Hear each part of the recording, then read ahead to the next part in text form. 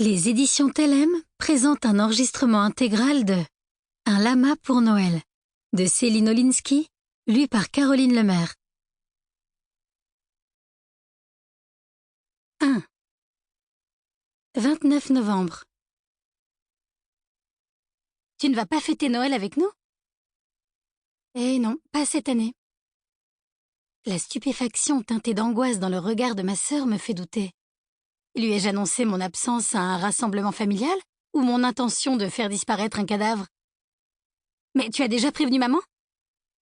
Alors, pas d'assiette brisée et aucun soliloque mélodramatique en fond sonore. La réponse est donc non, pas encore. J'ai prévu de lui dire aujourd'hui.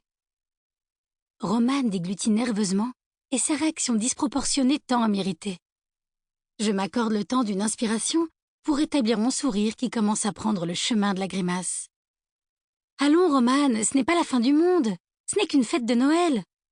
Mais justement, c'est important. Et puis tu adores ça, tu as oublié? Je serre les poings.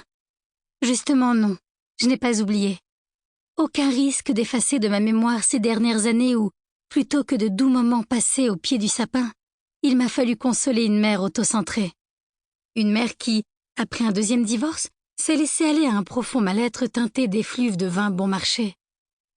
Impossible d'occulter ces 24 décembre à mobiliser toute mon énergie pour offrir à notre petit frère un jour magique, tout en veillant à ce que l'adulte responsable ne se noie pas dans un martini de trop. Durant 3 ans, j'ai mis ma vie personnelle entre parenthèses pour soutenir ma mère et prendre le relais de l'éducation d'un petit bonhomme de 9 ans à l'époque. De cette période qui se termine à peine, j'ai gardé une fatigue chronique, la fin d'une relation amoureuse et une micro-entreprise qui a mis la clé sous la porte. Bien sûr, de tout cela, Romane est assez peu consciente.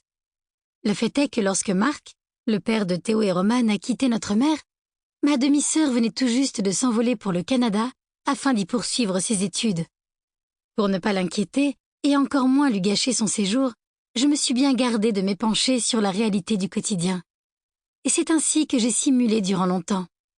Très longtemps. Jusqu'à ce que ma mère rencontre Serge, un homme charmant au demeurant, qui lui a rendu sa joie de vivre. Car c'est de cette manière que Christina fonctionne, à travers le regard des hommes. Ils ont toujours été sa plus grande source de bonheur, comme la cause de ses plus grands tourments. Même mariée, l'air de rien, elle ne pouvait s'empêcher de séduire.